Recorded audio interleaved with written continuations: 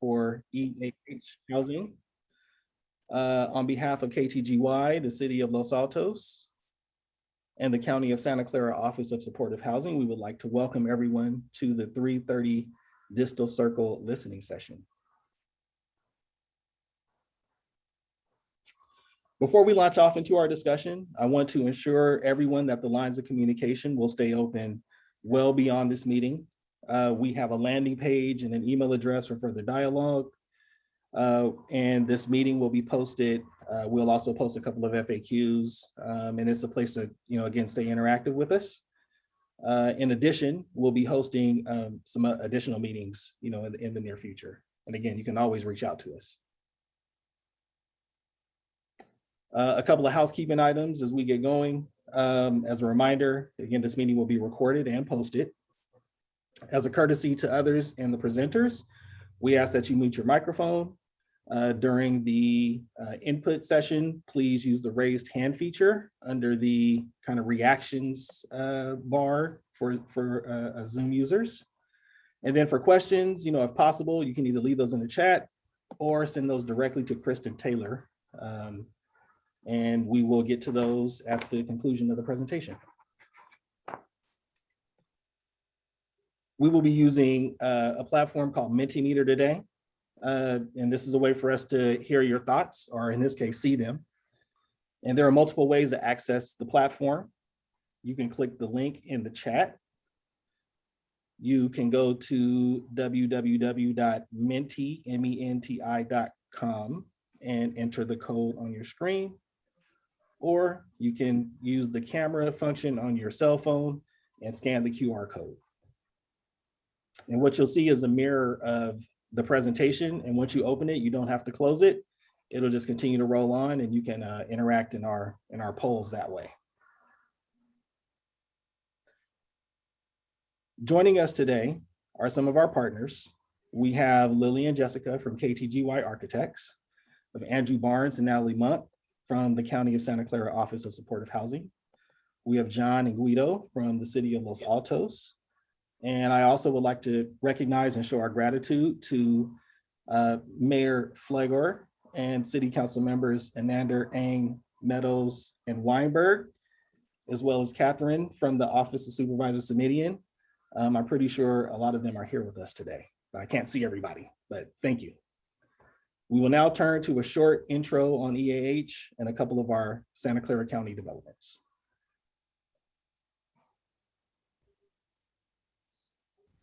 We are EAH Housing, a 53-year-old nonprofit committed to building and managing quality, affordable housing.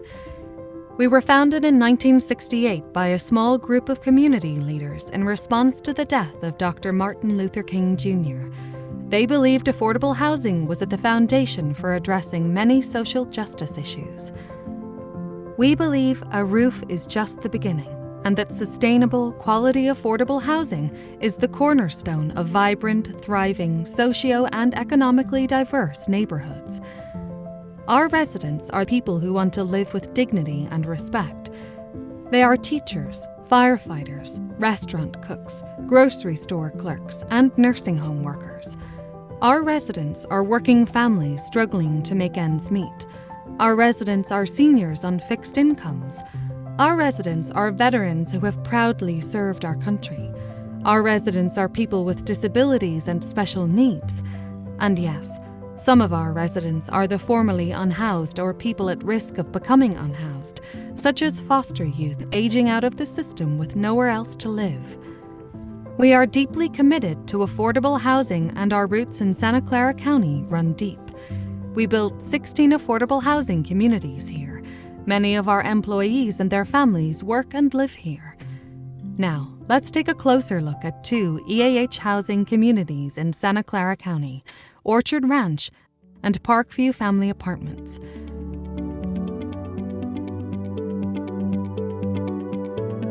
Hi, my name is Welton Jordan, Chief Real Estate Development Officer for EAH Housing. The City of Morgan Hill approached us with an idea. They wanted to use 3 small scattered infill lots to build affordable housing. We also thought that was a great idea and worked with 6 different funding sources and partners to bring this affordable housing to reality. Orchard Ranch was designed for today, but built for tomorrow. At EAH Housing, we look at sustainability in several different ways. Sustainability and caring for the planet is one of our core initiatives at EAH Housing, but we also view sustainability as a major component of design and function, and we work with our architects and other partners that share our values.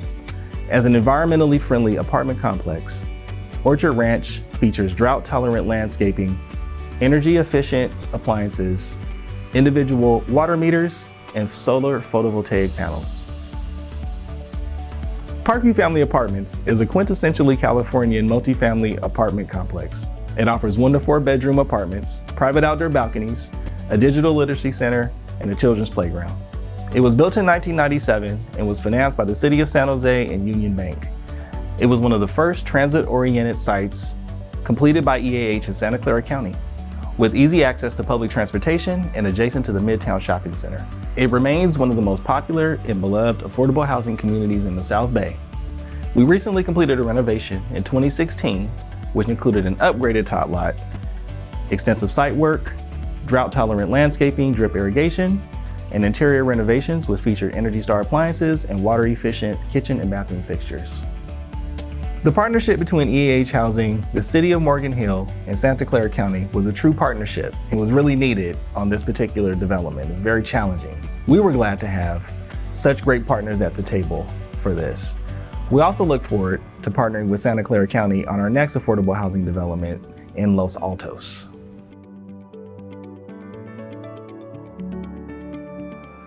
Developing and managing affordable housing is a partnership.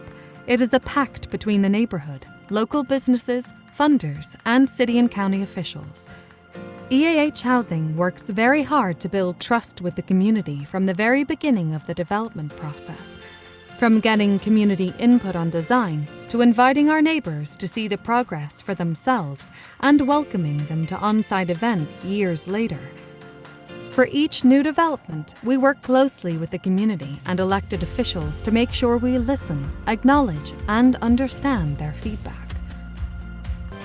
To learn more about EAH Housing, please visit us at www.eahhousing.org or email us at communications@eahhousing.org.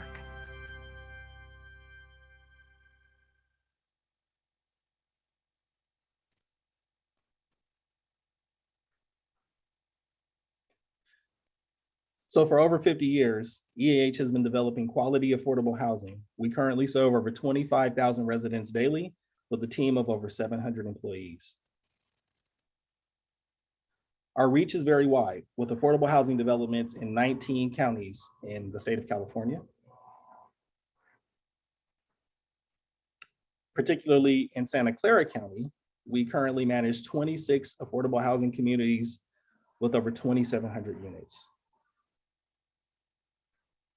We achieve our mission through 3 integrated departments. We have our real estate development department, our property management department, and our services department. And we work together to bring affordable housing to communities.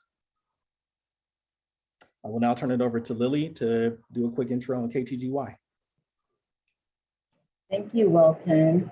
Welcome, everyone. First, I'd like to thank you so much for joining us today. My name is Lily Simicella with KTGY Architecture, Planning, and Interiors. I am the architect and design director in our Oakland office, and I'm really responsible for setting the design direction for our team. A little bit about ourselves. KTGY has been deeply rooted in residential design for 29 years now. We have designed countless affordable housing developments at a variety of scales and densities. And we really pride ourselves in creating places that go just beyond great design to creating lifestyles for people, identities, and just places that people have an emotional connection to. We are so looking forward to listening and learning about your priorities during the session, so thank you for having us.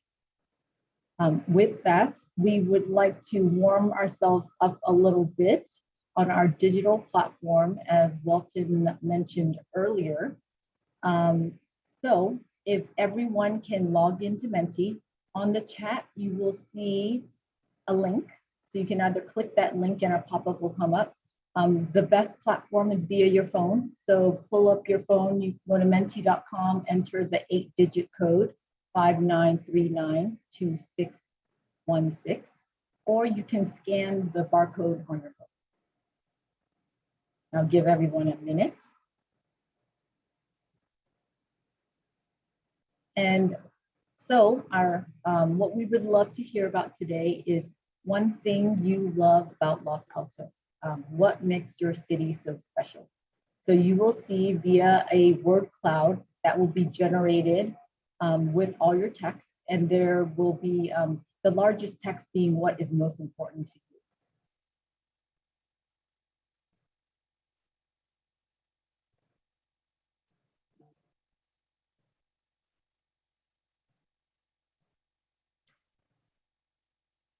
And as people enter their words, the cloud will adjust accordingly.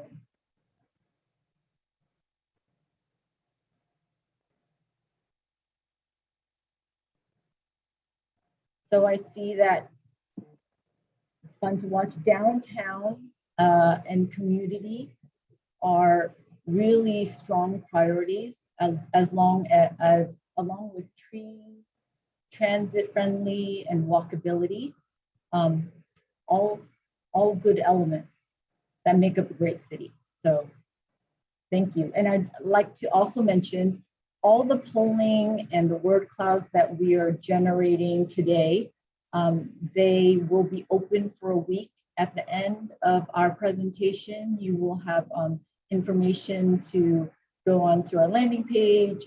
You can always go back to Menti if you did not get a chance to participate today. We will keep that open for a week. Next, we would like to zoom in a little bit closer to our site. Here you see in pink with the star. If Tiffany, you could kind of hover over that, is our site, 330 Distel Circle. And we have identified a couple of places of why, the county thought this was a great site, and we do too. Shown are neighborhood amenities we have identified as great assets. Mainly that there's the orange, you see the VTA, we're close to 2 VTA stations. Right outside our site are a multiple number of bus stops within walking distance. There's so many retail locations and grocery stores and whatnot, along with the parks and schools. So we'd love to hear from you. What are your favorite locations around the site? I give everyone a chance to put in your words so we can generate another word cloud a little bit more specific to our location.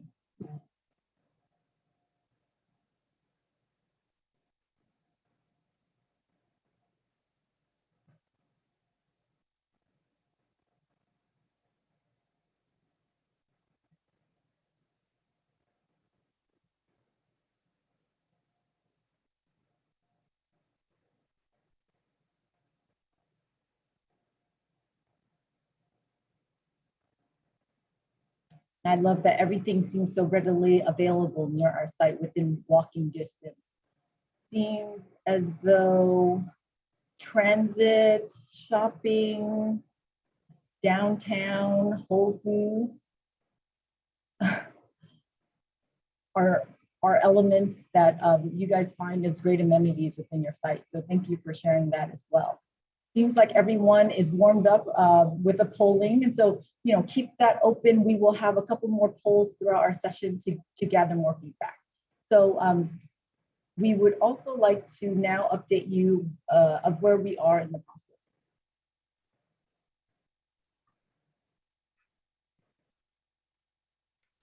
So in order to provide a proper framework for our discussion today, we wanted to take a small step back and talk a little bit about how we arrived here, particularly for those who may be joining us for the first time. So this is a high level overview. Don't want to get into too details, but again, just kind of catch everybody up to where we are today. So in late 2019, Mid-Peninsula Open Space District declared the site as surplus and offered up for sale, and the county provided an offer.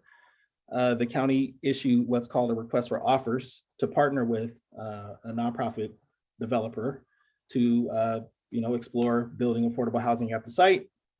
In January 21, the city and the county signed a memorandum of understanding, and really want to highlight some of the key points because then it all kind of fits in and makes sense on how we got to 90 units. There was a 90 unit minimum with 100% of the units serving residents below 80% AMI, and a waived impact fees. When these obviously go a long way to build affordable housing and keep it affordable. Subsequently, the county had and the city hosted 2 community forums. These are posted on the Los Altos website, where they talk a little bit about same things we just discussed, the benefits of the site, and a little bit about zoning and how to get to 5 stories, and a quick timeline discussion. And I'll just slow down and say, so far, everybody we talked to has been overwhelmingly positive reception so far about the development. So enter EAH. In April, we were selected through the RFO process by the Santa Clara Board of Supervisors. City Council votes to support the development. And after that time, we've been doing our initial outreach. And here we are today, where we want to kind of do a recap of some of our discussions, touch on some additional topics, and really move the conversation forward. So I want to take a little bit of time to talk about need. I know, a lot of us here probably are aware of the needs, but who doesn't love a little bit of data? That's a joke. So, homelessness obviously is an issue that really affects everybody. It's a countywide, countrywide, statewide kind of issue. And, supportive housing is a way to address that. Again, if you look at just a straight raw number, if you look at the Mountain View, Los Altos area from a recent survey, you have close to almost 700 homeless people, in these, in your community. And so this slide is kind of indicative of how people fall into homelessness. We have a very large population of people who are severely rent burdened, which means they pay more than half of their take-home pay towards rent. So this is a way, with affordable housing, that's typically not the case. You typically are somewhere around 30%. So again, this is a way to really kind of address some of these needs. Another metric, which is based, again, not based on income, it's just across the board. There's arena allocation. So this process identifies the number of units separated into 4 affordability levels that every Bay Area local government must plan to accommodate for over the next 8 years. So again, just from a straight numbers perspective, you can see that there are a nice large number of units that Los Altos is going to have to look to provide over the next 8 years. Which kind of leads us to, our vision that we've discussed. So I won't go over it too much, but again, we have a 90 units, a proposed 48 parking spaces, 5 stories, a mix of unit sizes, mix of populations, mix of AMIs. And right now our funding is really based on 3 major components: Santa Clara County Measure A, low-income housing tax credits, and the fee waiver from Los Altos. Over the past couple of months, you can see a list here. EAH has spoken with over a dozen stakeholders in the area, which probably equates to close to 50 plus people individually. And so these are some of the topics that were reoccurring. So we want to definitely touch on what we can touch on today. And definitely, again, as I said before, some of this stuff we'll be able to talk about now. Some of these things we'll have to figure out as we go on. But these are, again, some feedback. So what I'll do is I'll address what I call the easy stuff now, and then when we kind of go into our focus session, we'll dive a little bit deeper to answer some questions. So affordability for at least a minimum of 55 years, but EAH as a company, we have never sold a property. So anything that we build, are able to build, we work to ensure that it stays affordable for perpetuity. Post-construction, EAH will continue to operate the property with our property management division. and provide service coordination to the residents of all types, again, for the life of the development. Tenant selection and compliance, again, if we're, the funding sources really kind of dictate how that's done, but with Santa Clara County Measure A, there's a coordinated entry system, and typically there's a lottery, due to high demand. And overcrowding, and that's another question. So it's really 2 + 1, not 1.5, but every tenant signs a lease. Occupancy standards are strictly enforced. We enforce our leases, and we do not allow people who are not listed on the lease to live in the unit. What is considered special needs? So again, this is our special needs permanent supportive housing. Again, recognizing that the County Office of Supportive Housing is a partner of ours on this development. It's a housing program that provides permanent housing and supportive services. You really need them both for this to work. When you say chronically homeless, again, this is a homeless individual that may have a disabling condition. Financing, again, we can talk about this offline. I could do a whole session on Measure A and low-income housing tax credits, but these are kind of, again, in addition to the fee waivers, these are kind of the keys to keep the 55-year minimum affordability period through a regulatory agreement that is recorded against the property. So I'll just jump right into some of the kind of the key basics, which is income qualifications. What does that mean? What does AMI, what does that mean from a numbers perspective? So again, the pure definition is half the people make more, half the people make less, right in the middle, that's area median income. And the numbers there for Santa Clara County.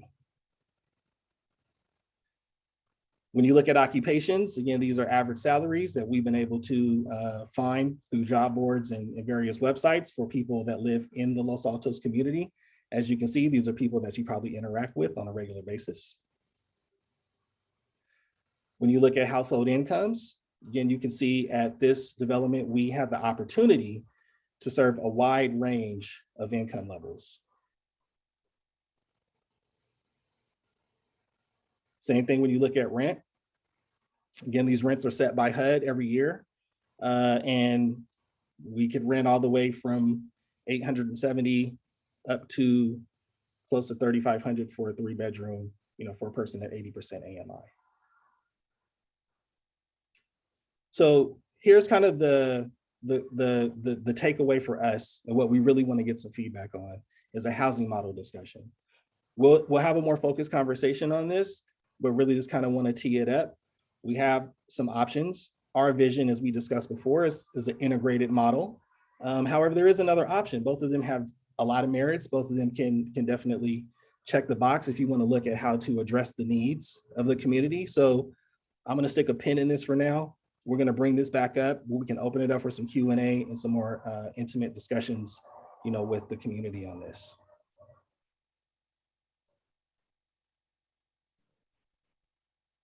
Thank you, Welton. So we'd like to step you through a little bit of the design at this period. In this section, we will walk you through the vision that we have set forth. These are really our initial thoughts, and we would love to hear feedback on how to move it forward. And you will have that opportunity in our focus session later on in the presentation. We will be showing you a series of diagrams that show our bulk and massing for the building. We'll walk you through how we're thinking about the building diagrams and how we really see the building fitting in your community. So as you can see, this is an aerial from Google. To orient you, you see Distel along the May front, and then El Camino Real, which is just a walking distance away. And all the amenities we identified earlier, further north. So north being bottom right. Here you also see our neighbors, the Los Altos Office Plaza, the Los Altos Center Lab, single family homes, as well as Carl's Jr. Terminal. And along the 330 Circle frontage, we would like to identify 2 curb cut locations. It's just where people enter the site, enter and exit the site now. One is on our northern property line and the other one to the south where you see that curve. And also, I just like to identify just the beautiful, greenery around our site. It's hard to see in the diagram, so we just want to have you have that snapshot right now. And then we typically will, start off in our initial design studies, doing an opportunities and constraints diagram. Here you see our site is in pink with the border. We have identified several approximate dimensions from our property line to neighbors that sit adjacent to us. Note that this is to the property line, and where we situate our building would be inbound from that for light and air and fire access, a lot of code requirements. So, and all these measurements are taken off of Google Earth. In our next slide, we show what would happen if the site was at its fullest capacity. If we were to say the building is 5 levels and went from property line to property line. So that's how this would look. In our next slide, we step back from the property line. As I mentioned before, we have code requirements of how far we have to step back, but also, we also want to be conscious of where we are and where we situate our building. So you see the arrows are saying that, we're pulling the building back from the property line. And then here, remember that curb cut we identified earlier. We're trying to identify locations that would make sense if, for vehicular circulation for our parking. And it really makes sense on our northern property border. We are further away from our neighbors. It's closest to the public realm, and it's away from that distal circle curve. And we also wanted to identify just distal circle just being such a great frontage for us. How do we really activate it with amenity? We feel like that's a great place for us to really engage the street. And then we feel strongly about creating places for the people who live here, and how do we create communities? And part of that is just, not maximizing our site footprint to the biggest extent possible, right? It's creating a space for people to enjoy outdoors. Knowing that we are trying to get to 90 units, our building diagram will be at 5 levels, but we want to carve out the courtyard where it really makes sense. And Distel wants to be a strong front and wants to have presence there. And so we thought, if we open up the courtyard to our west, that would also allow us a buffer and pulling away from our existing neighbors. Here, we typically will always do a solar study to understand where are we casting shade, shadow to our existing neighbors, and also when do we get sun in that courtyard? These courtyard spaces, as I mentioned, they're important spaces. So when do we get sun, and when can we really maximize that space? And so here you see that during June, with summer solstice, and then December, winter solstice, you see that in summer, the sun is highest, and so there will be least shade cast around our site. And then in the winter, when the sun is low, and north is up, by the way, and it rises on the east and sets on the west. So really, you'll see the most shade being cast in December.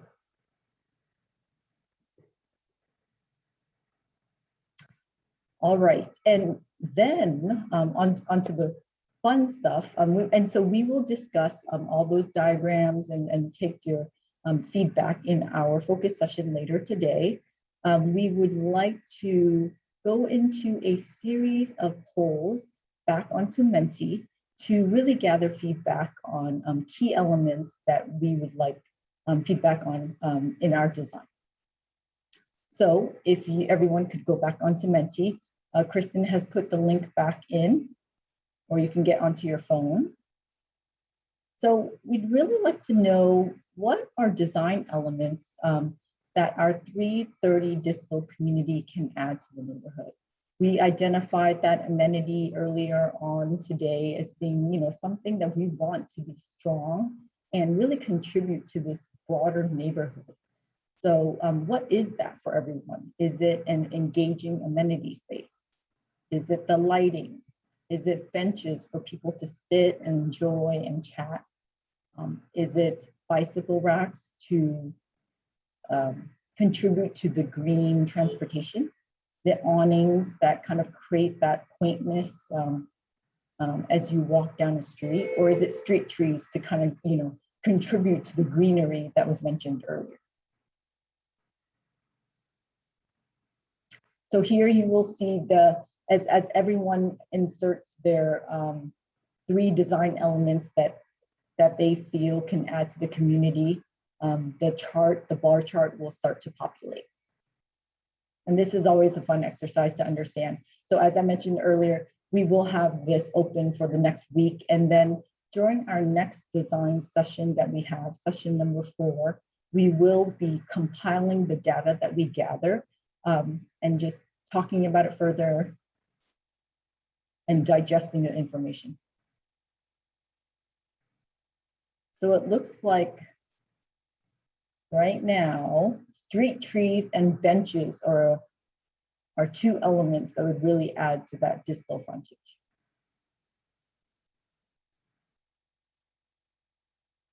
Great.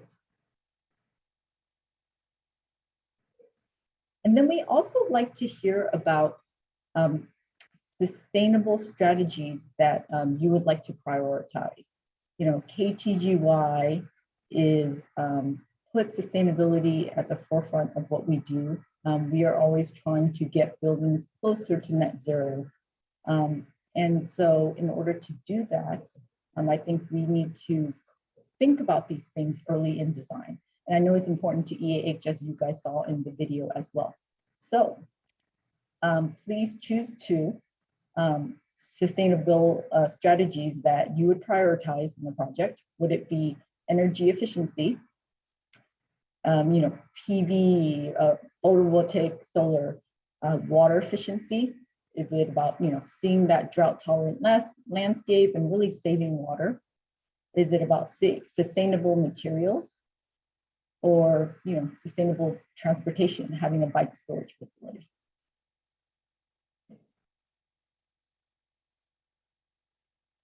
Great. You guys are pros now, so it seems like everyone's polling.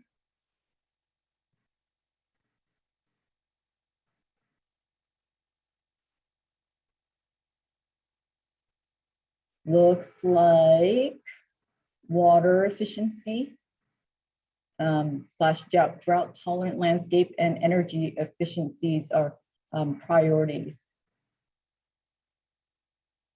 to everyone. Okay, great. We'll take that back. And then for our last question for the day, what art element do you see being installed at 330 Distel Circle? So this is always fun. We have 6 art elements. And if we have the potential to, install something, what would that be? Is it a painted mural or decorative screen, either on the building or to screen parking? Is it a lighting element on the building or in ground?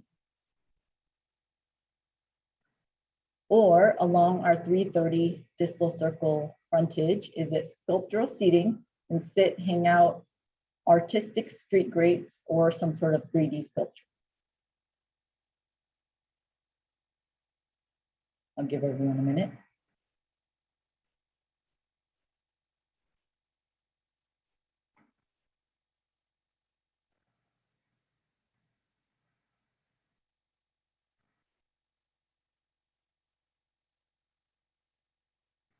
And sculptural seating, painted mural, I think are our top 2. maybe 3D sculpture coming close. Well, we appreciate all the polling. For all of you who did not, were not able to participate, please log in later on. We do have information at the end of our presentation. I'd just like to say, you know, design is a process, and so we're excited for you to be a part of this process. Thanks, Lily.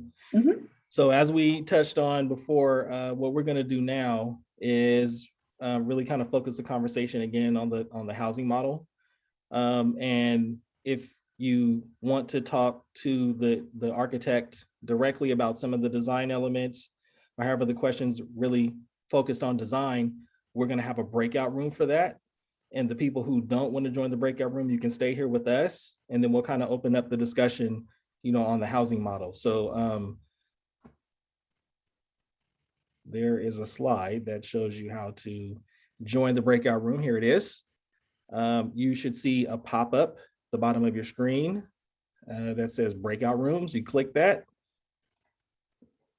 and you will see a room for KTGY. You click join, and you will be able to join that room. And I'll give that a few minutes. So in about 2-3 minutes, we'll kind of continue our conversation about the housing model. All right, thanks. So I'm going to introduce a few more members of our team. We have Clarice, who will kind of be our moderator for this session. Steve Pratt will be on notes. Tiffany Wong, Kristen, and Lester round out the EAH team. They represent our property management and services pieces of our team. So Steve is going to share his screen. So what we want to do while he's pulling it up is we really want to, you know, we really want to talk about the housing models, and as time permits, definitely answer some additional questions. But here's kind of how we want to try to engage, you know, virtually, is talk about these two, get some feedbacks on the benefits of each, because this is really important for us on how we move forward. Both have tremendous merit, but we definitely want to get some feedback. Again, just as a reminder, our model, our vision, if you will, is an integrated model where you kind of have a wide variety. There's also a focused population option where we really could focus on, you know, a particular population. So Clarice is going to kind of act as a moderator. I'll be quiet. I'll let her kind of open up the discussion. And then please, in the chat, raise your hand, and we will call on you if you want to comment. And also, if you want to put something in the chat, please do so. Thanks, Welton. Good evening, everyone. Thank you for joining us tonight. Just a quick reminder, we have 20 minutes for this Q&A portion. And because we have a big audience tonight, we anticipate having a really robust conversation. My co-moderator, Kristen Taylor, and I will keep things moving and make sure that we are on topic. Please keep your questions and comments to 1 minute max so we can get as many of your questions answered. And also, please, we request that you share your top thought or top questions and allow others to speak. And with that, Kristen, do you want to start with your first question? Sure. So the first question, I think we have a hand raised. Would it be okay to? Yes. Let's do that. All right, Patrick, I'm gonna unmute you. Are you able to unmute yourself? I'm unmuted. Okay, go ahead, Patrick. Why don't you kick us off? I was jumping ahead on the questions you were asking, and it's more of a question to you guys. Do you spend some time figuring out what actually the community needs most? Is there more of a population of families that is most in need? Is it more of a population of single professionals?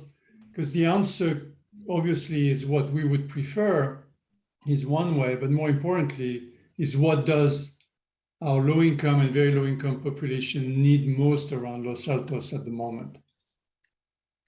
So I'll try to answer that one, Pat. Thanks for the question. Part of it is, again, as we arrived at our vision, we look at the site, and we see the amenities, and then we do kind of a general thought. Again, we have a lot of developments in various communities, some very similar to Los Altos, but obviously Los Altos is its own. So some of it is data driven, where we look and see what's here. And typically in communities like Los Altos, there is a need for workforce housing. A large segment of our population, they work, but they don't make a lot of wages to be able to stay in communities where they're employed.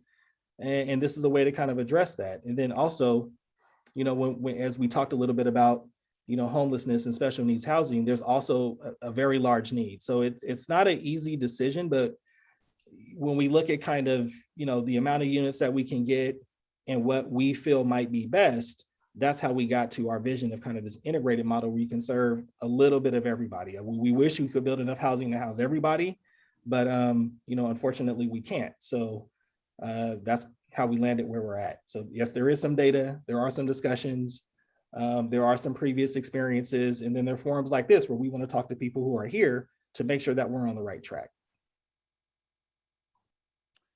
Thanks for that, Welton, and thanks for the question, Patrick. I'm going to read off some questions that have been entered in the chat earlier, and starting with Steve Brands and Emily Young's question: Are all the units rented, or do some own the units? Welton, you want to take that? Yeah, so these will all be rental units, all rental and all affordable. Great. Thank you. Also, another question on the chat from Patricia. I'm looking for housing for my disabled adult son, and it needs to be close where I live now so we can care for him. We live 4 blocks from the Distel location. Welton, there's really no question there, but maybe you can address the statement about the need for housing for people with disabilities.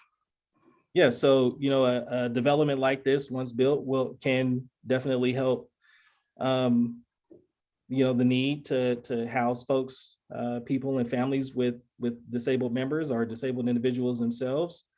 Again, I think that's where we're looking at an integrated housing model, and we are still working on. We still have a long ways to go. I guess one thing I probably didn't preface with is we're really just getting started. We have a long ways to go, and we are here to kind of hear the needs and take note of those, and then hopefully build something that really reflects the community's needs.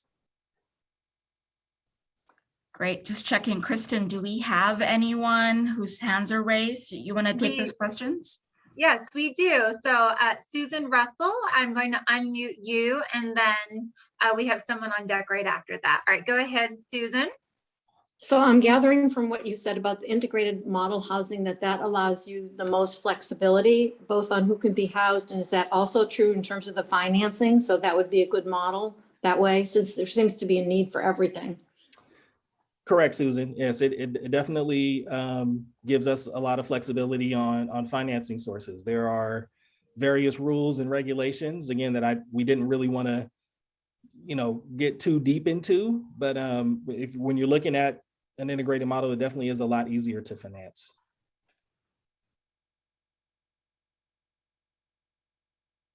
Great. And then next we have, and I apologize if I am pronouncing your name wrong, but Salim. Yeah, perfect. So my question is, if we went with the focused populations model, would we get more affordable homes since each home would be smaller? Right now, we're just at 90. We haven't looked at adding or subtracting. We're right at the beginning. So I can't say one way or another if smaller units necessarily mean more units.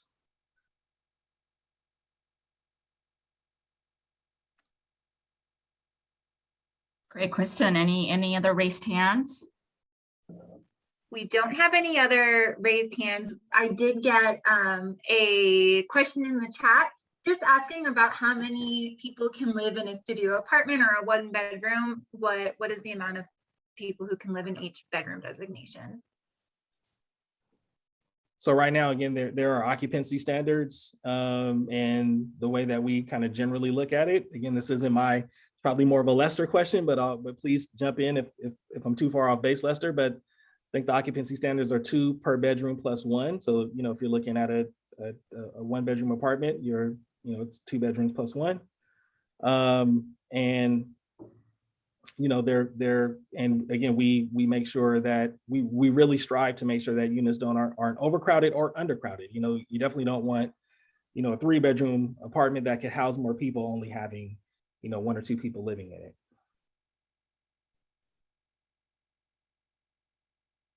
Great, and I have another question from Siwan on the chat. What price are you planning to sell at for 1-bedroom and 1-bath unit? 4880 El Camino Real is selling for 2.4 million per unit right now. How can that be affordable for low-income people? Yeah, that is expensive. So we are an affordable housing nonprofit. This is rental housing. None of it will be for sale. And so, we're not, that's the best answer I can give you. These will be rental apartments rented at an affordability level that works for the tenant and their income situation. So a quick follow-up on that, Welton. Question from Patricia. Will extremely low income units be included, and will Section 8 be accepted? Yes and yes. How many, we don't know yet. We still are, again, in the early stages, but we accept Section 8 at all of our properties. And there will be a portion of this housing that will have extremely low income and also some residents with special needs. So I have another question from the chat, and then we will go to one of the hands that is raised. So it's time to address the parking question. So the question is, help us understand why only 48 parking spaces for 90 units. Lower income people often need a car, truck for work.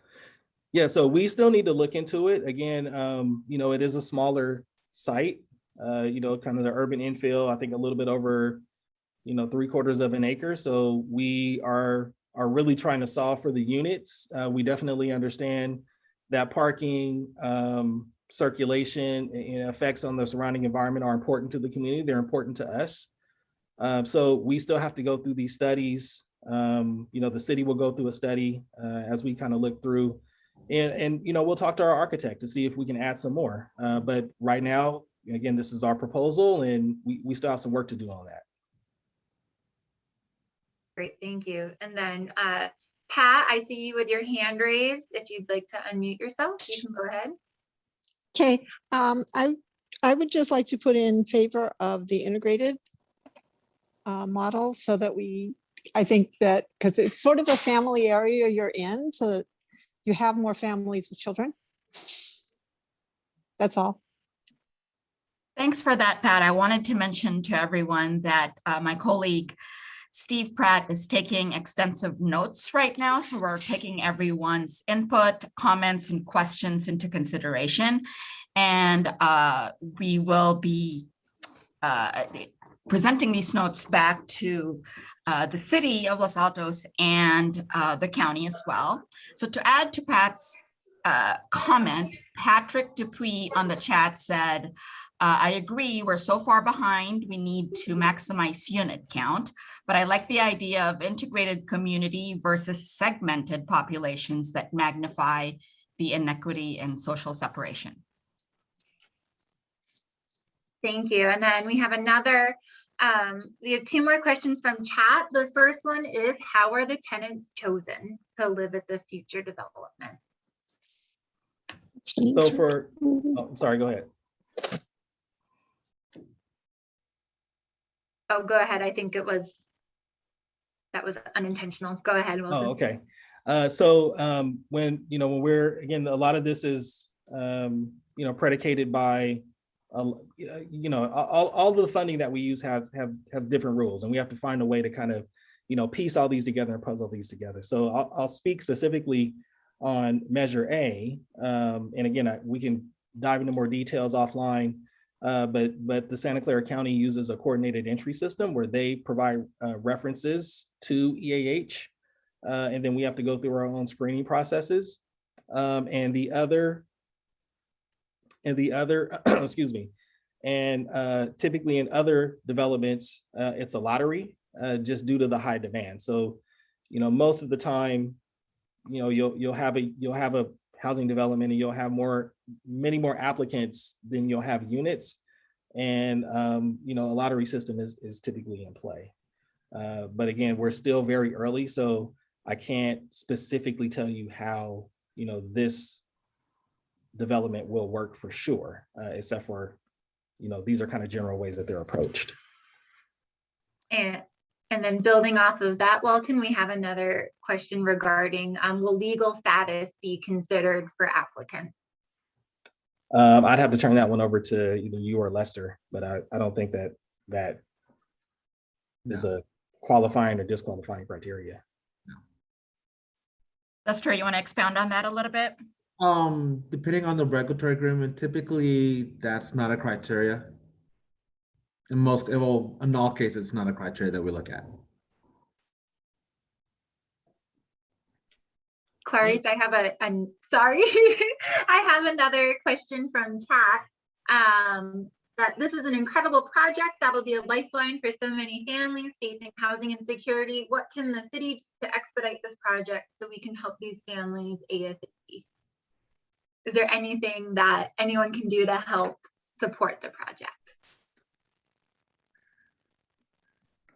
I think what we're doing now is really helping support it, giving us some feedback, and engaging with us, engaging with your local electeds.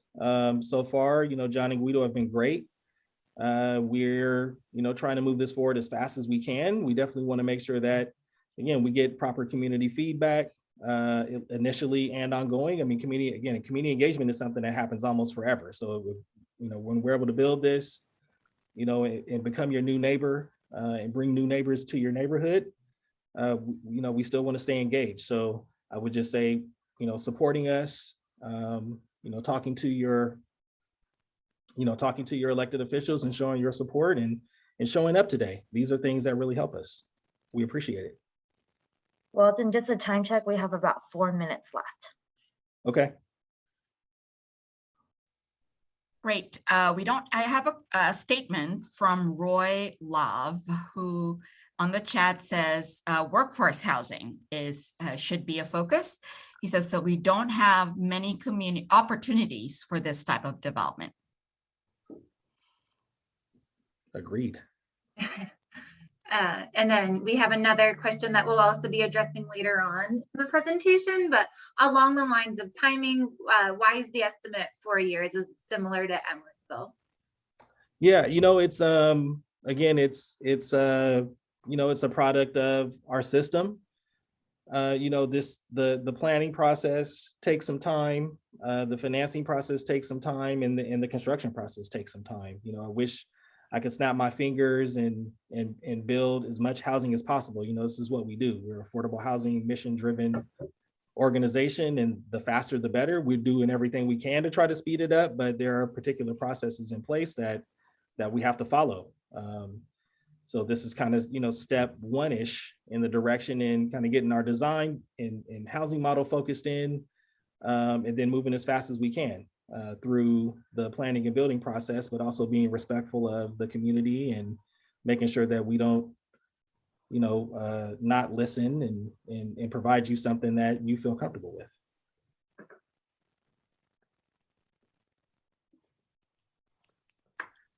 Great. Do we have time for a question for the public, for the audience, or are we out of time, Tiffany? We have about 2.5 minutes. So Great. Any last questions? There was one just right now in the chat from Patrick Dupree. Is the level of financial support waived fees from Los Altos sufficient? Looks low compared to other cities. We're still early in the process.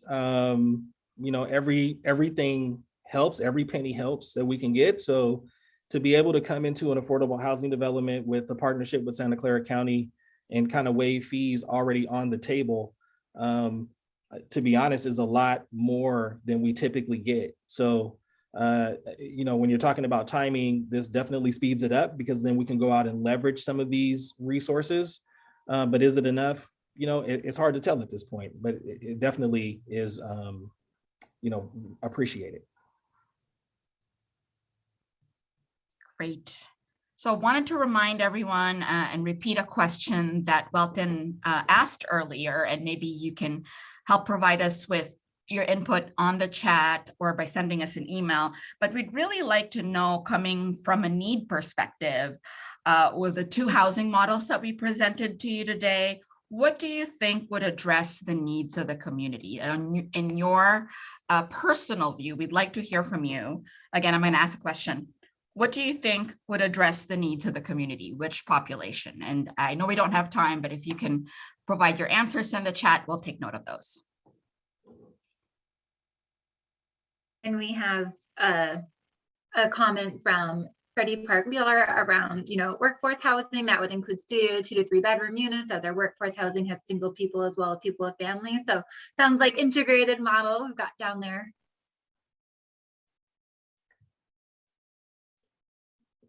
And it looks like I've seen a note that the breakout room is going to close in about a minute.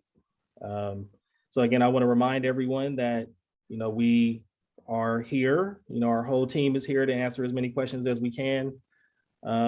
If you want to reach out to us, at the end of the presentation, we'll have an email address.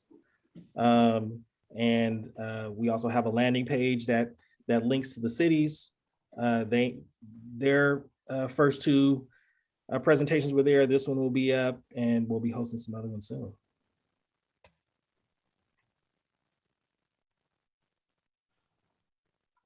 And then, Welton, we have some hands raised. Shall we wait until we get to the Q&A section too? Sure. I mean, let's, we can take the question. Okay, so Roberta, I see your hand raised if you'd like to unmute yourself and ask your question. Yes, hi. So I was just in the breakout, but I think, the big concern of the community is parking and, the traffic circulation and the residents who live there. Because if this is housing to try to help people, lift themselves up, statistics show that people who have automobiles have a better chance of getting a better job. And in many cases, the only thing that a lot of these residents may own is a car, and they may not be willing to give up their car. So I think that is very important to look at, can we provide more parking? And because if not, then we're faced with people parking in residential areas, affecting our safe routes to school. And again, you guys are the experts, I'm not, but this is just, something that I'm hearing from people in the community, and from people who may potentially be residents of the area. So that's my comment. Thanks, Roberta. So yeah, we definitely have heard that.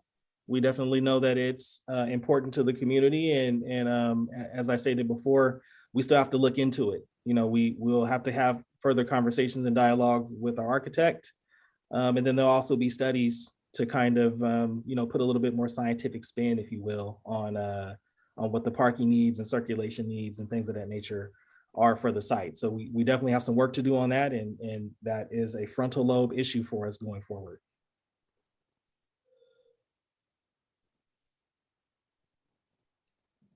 Kristen, do we have any other raised hands? Yes, we do. Yes, we do. We have Patricia Evans has her hand raised.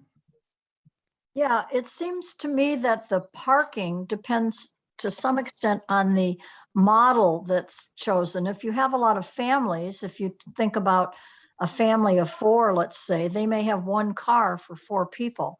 So if there are children housed there, it reduces the parking per person that's required. If you have mostly singles, more of them may need a car or may be working. As far as the, there was one other comment about the amenities not being within walking distance. Actually, right across the El Camino, you have a big shopping center with a Safeway and a Walmart and a lot of other, Trader Joe's and a lot of other stores. And there's a CVS that's not very far away. So I actually think it's a fantastic location in terms of amenities being within walking distance. There's also a bus line that's just about 2 blocks away on El Camino. It's very close. Great. Thanks for that, Patricia. Another question in the chat from Laura that Welton or Lester may be able to handle. And I think we talked about this a little bit. What will be the selection process for tenants? So again, it kind of varies depending on the the funding that's available, but we are using at a baseline, Santa Clara County Measure A and low-income housing tax credits. So I can tell you how we typically do it. With Santa Clara County, there's a coordinated entry system. Well, they will provide, excuse me, referrals for the special needs residents. And then the other ones, again, depending on financing, typically run through a lottery. But again, we have to, that's something that we'll be able to firm up as we move along. So I think right now we have answered most of the questions. I did want to give a quick recap of our discussion and then turn it over to Lily to talk a little bit about their experience in the breakout room. So we talked a lot about the housing models and received feedback on those. We talked a little bit about need. We fielded questions about, you guessed it, parking. And we also talked about tenant selection and, generally just got a feel for what the community was looking for. And, it was a good conversation. It actually went a lot faster than I thought it would. And again, I just want to remind everybody who wasn't in kind of the main room with us is that, we are always available for questions, comments, what have you. I know we did a lot of initial reach out, but just also want to remind that, we will have an email address, we'll have a landing page, we will post updates, and we are very transparent and accessible as it relates to this development. Thank you, Welton. I'd like to say that session went by way too quickly. Yes, we will have plenty of opportunity as we move forward to speak further. So in our breakout session, we heard about, do we need a courtyard? Is that something that we need, or can we create more housing? We talked about not using too much concrete, maybe having something warmer like wood. We talked a lot about parking, that repeated quite a few times. So I just want to reiterate that. And the concern about having too many cars and whatnot. There was also a comment about privacy and noise control, sound attenuation. How do we deal with sound and noise and be respectful of our adjacent neighbors? And then also setbacks and light and privacy. So I'm also wanting, I think, wanting some concrete numbers on number of units, number of cars that we're parking, and number of people. If we could provide more data. And some of these will be addressed in our next session when we talk further about design. We also talked about the fun subject of solar, sustainability, solar PV, and solar hot water. Are those two things that we can try to incorporate? Can we even incorporate solar PV on sun shading? something else as well. Those are mainly the topics that we discussed.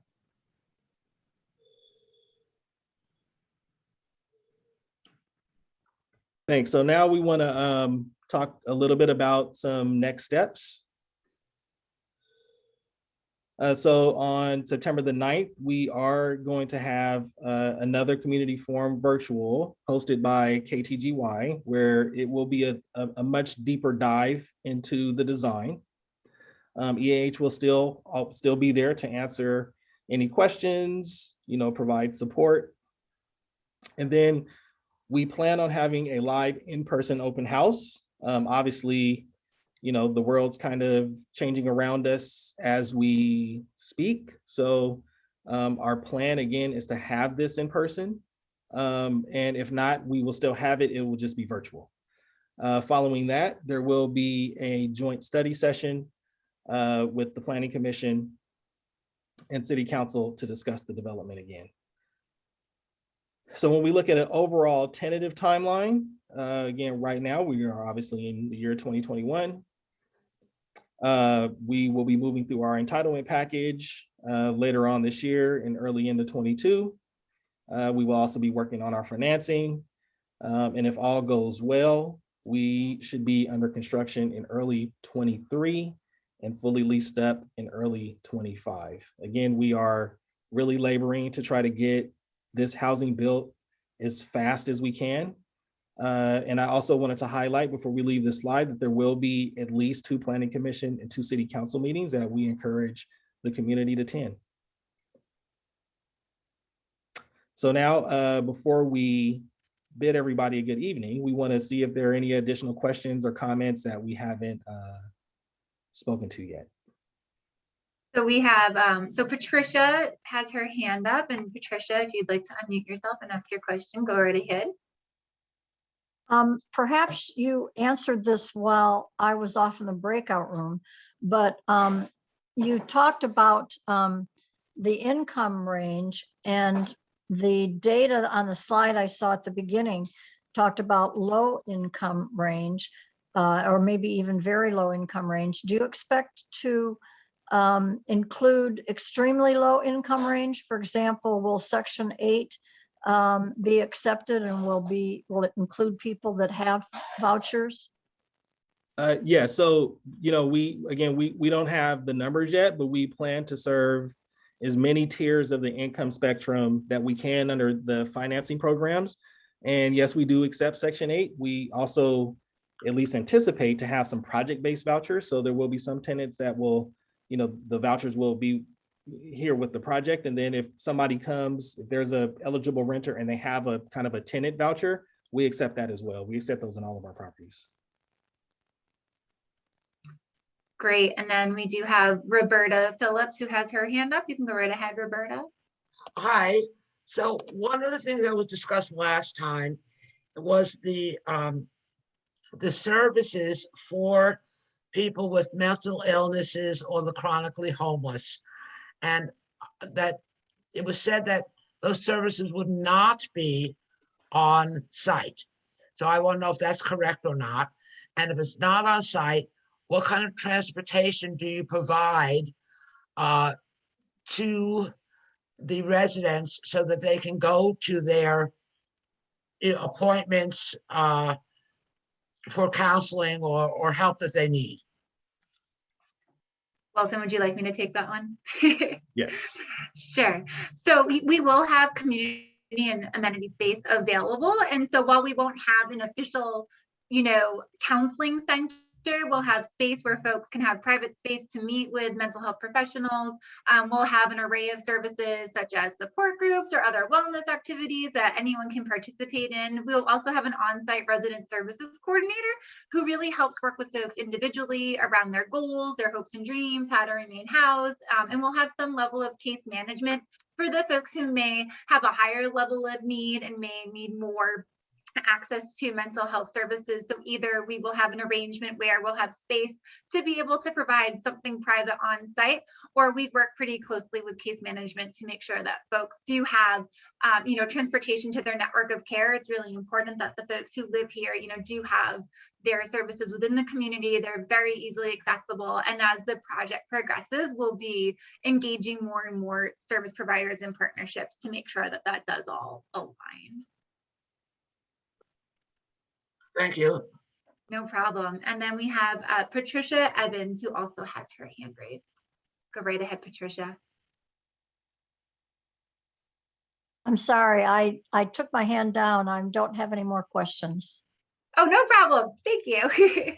I have a question from someone on the chat, actually from earlier, asking about RENA numbers and whether this project will count towards the RENA needs of the community. So I, am far from the RENA expert, but in the MOU that was signed, point back to that document, in the MOU that was signed between the county and the city, it was explicit that the city would be able to use this development for their RENA obligation.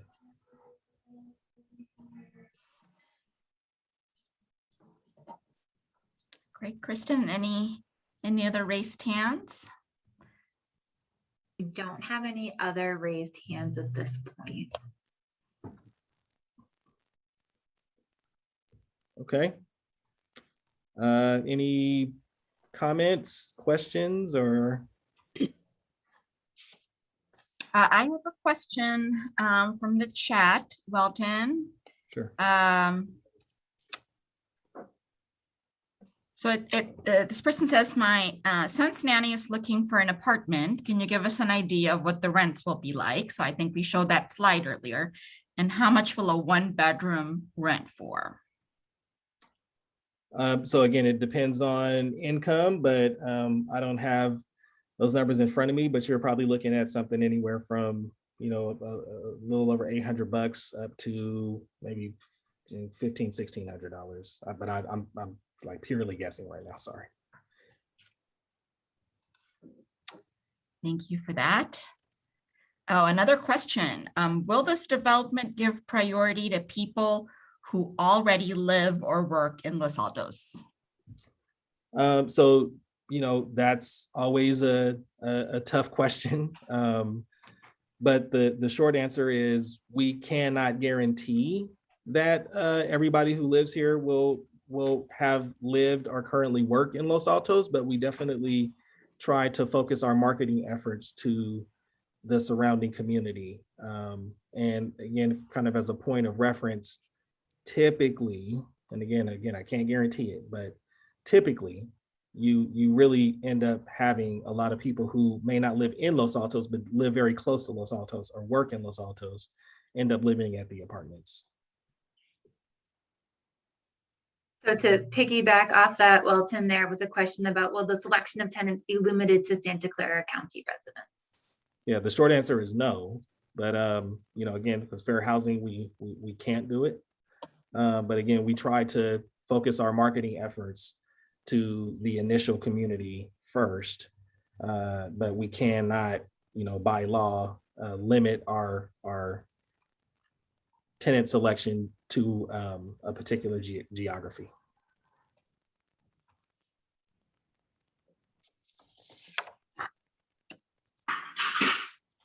Great. All right, well, we're at 7:20. And want to be respectful of everybody's time. Definitely appreciate everybody joining us today. Oh, I have another question from the chat. Sure. Can you take one? Yeah, sure. This is from Roy. How will actively look at public-private partners for financing? Are we looking at public-private partnerships for financing? Yeah, Roy, I mean, this is exactly what this is. We are a private enterprise. We are a nonprofit, and we are partnering with the city and the county to bring this housing here. This is how these things happen, and this is how they happen well, is when we have great partners like we do, with the city and the county to help us bring this forward. So we'll, again, we are private enterprise. The low-income housing tax credits bring in private equity, through a lending institution. And, so that's the private side. EAH and the investor are the private side, and the city and the county are the public side. And that's how we make a good team.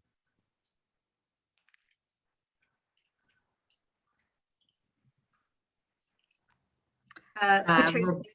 Roberta Oops, sorry. asks, how do we contact Welton at EAH?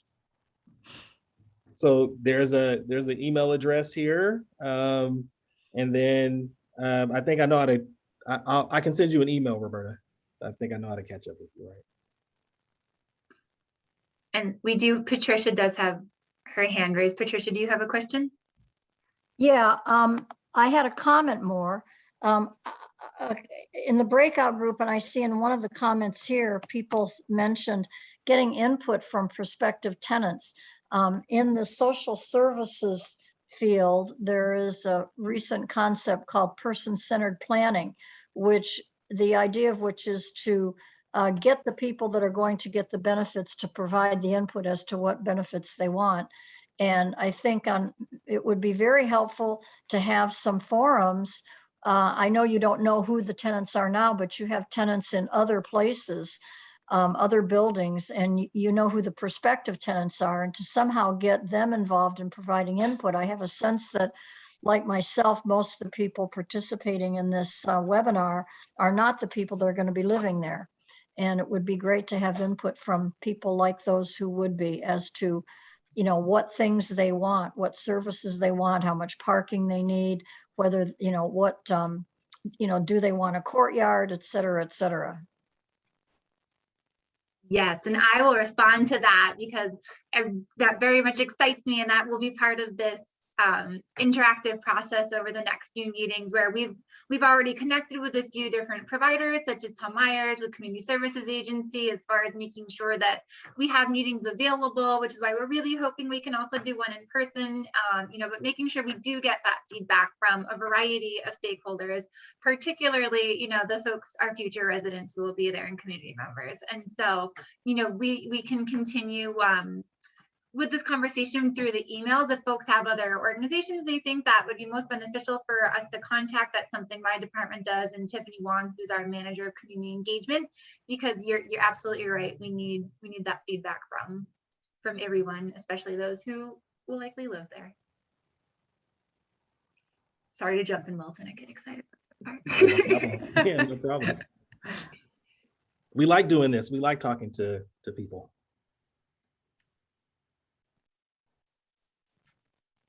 All right, we have about 5 more minutes. We have another hand raise. Yes, Anne, go right ahead, Anne. So we've been yapping about parking in the chat, so I wondered if you could speak about it.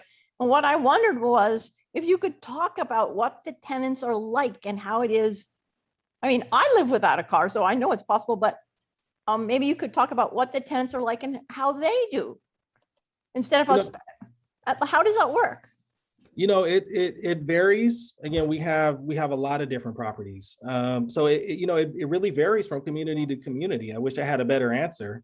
We'll do a little bit of research so we can be a little bit more specific, because we have some communities that are massively overparked, where we have, tenants, some tenants, they just don't have cars or they don't use them as much.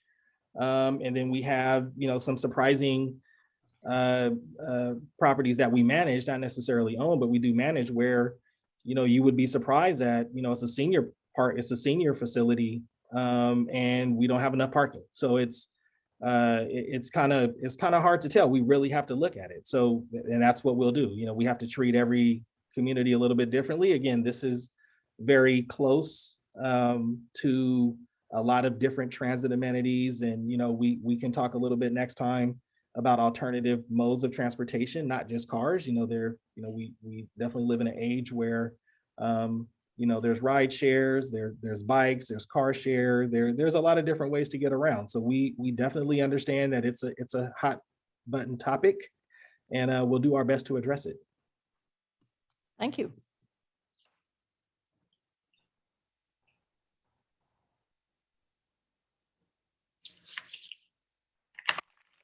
right. So again, I want to remind everybody, lines of communication are open. We have an email, 330 Distel Circle at eahhousing.org. We have somebody monitoring that email all the time. So if you have any questions, if you want to talk to us, and then there's also a landing page where you can check on updates. Again, we'll take this, we'll save the chat, we'll save the notes, we'll post everything there, and hope to see you all or talk to you all on the 9th at our next meeting.